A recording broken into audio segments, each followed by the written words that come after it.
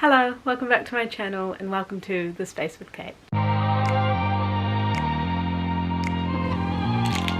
This video is about all things 2025. My gosh, I can't believe we're here already. I can't believe how fast this year has gone by, and I can't believe we're about to close this chapter and start a completely new one. I really do feel like the years just keep going by faster and faster.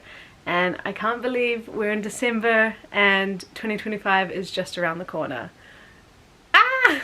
Now before I get into this video, I do want to set one thing straight, which is that I don't necessarily believe in New Year's resolution. I obviously think that you can decide to change your life and your habits at any time.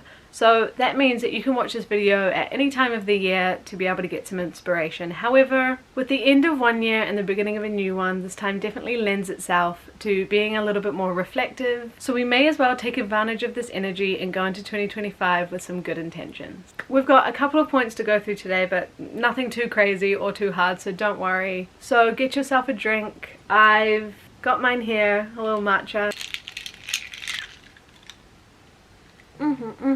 And before you settle in, go and grab a journal and a pen.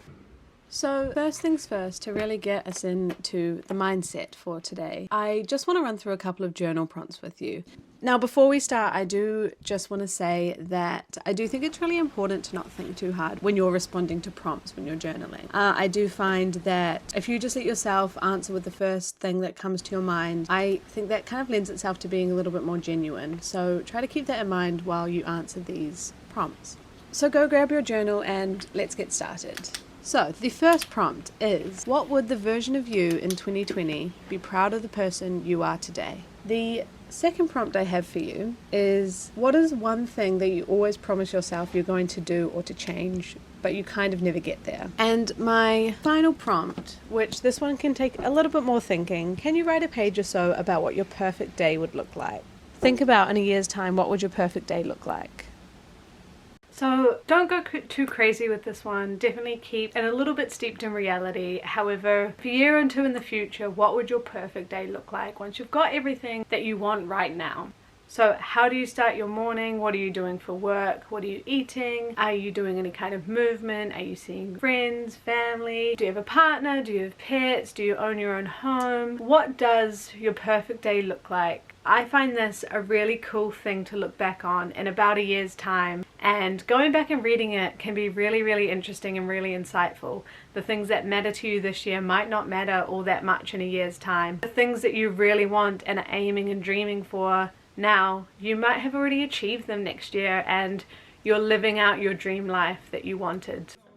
So now that we have our little reflections out of the way and we're a little bit more in the mood of what our life and our future might look like, or just a little bit more reflective, it's time to do our second point, which is creating a vision board. I think vision boards are such a fun way to get all of the ideas of the life you want and the person you want to become out of your head and into reality. I think it's really good to have this sort of subconscious thing that you look at and it is encapsulating the life that you want. I did this last year and I created a vision board for my laptop background and my phone background, and I think this was a great way to keep my visions top of mind because you tend to use these things every day. So even if the messages are getting subconsciously into your head, they're still getting there. And I think that's really vital. I have seen some people have the idea to create a vision board with the goal that throughout the year you replace the photos on the vision board with your own photos that you've taken, which I think is really cool and a perfect way to almost keep you accountable, but also gives you a fun task to do throughout the year. So that's definitely something that I'm quite interested in doing this year. So for this year, for my vision board, I decided to get together with my best friend and create a sort of artwork of our vision board so that we can see it all the time. So as you'll see in these clips here, we spent an evening and an afternoon. It did definitely take a little bit longer than expected, but we spent essentially a day choosing our photos. We just chose some photos from Pinterest, some ones that sort of emulated the life that we're looking for and the things we want in the next year, and we got them printed out. We bought a photo frame, and then we created these beautiful little picture frames that I'm going to hang in my room so that I can look at it every day and really get inspired. So I was really happy with how this turned out, and I'm definitely going to be doing this in the years to come.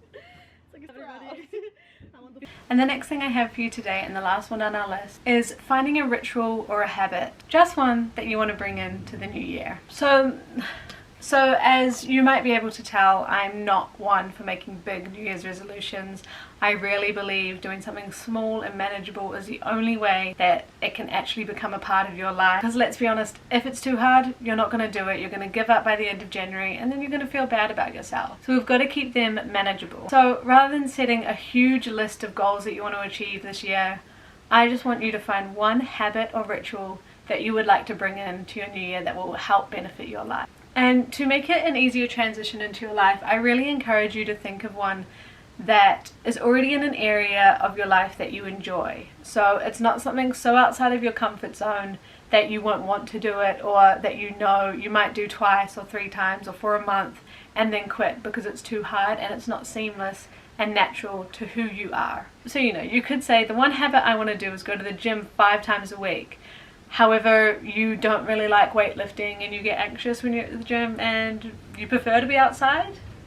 So maybe the smarter choice, and the one that will actually benefit you and be easier, is to say every day before or after work I would really like to go for a walk, just to get outside and move my body. Now some days you won't do it and that's fine. Maybe your ritual is setting an alarm for 8 p.m. every Sunday and getting a nice tea, getting your journal out and just journaling for 20 minutes about the week that's been and the week to come, or whatever it is on your brain. Or maybe your habit is ensuring that you drink a bottle of water before you have your morning coffee for the day. Or maybe you get into the habit of saying yes to more things because you usually like staying indoors or something like that. Whatever it is, make it manageable and make it easy and seamless into your life, but make it slightly, difficult enough so that you do feel like you're growing through this habit. And that is it, guys. I told you it wasn't going to be too hard. But if you have made it this far, thank you so much for watching, and I hope this video has helped you get a little bit more excited for the new year and excited for all that's to come in this next chapter. I hope everyone has a wonderful New Year's, and I'll see you next year.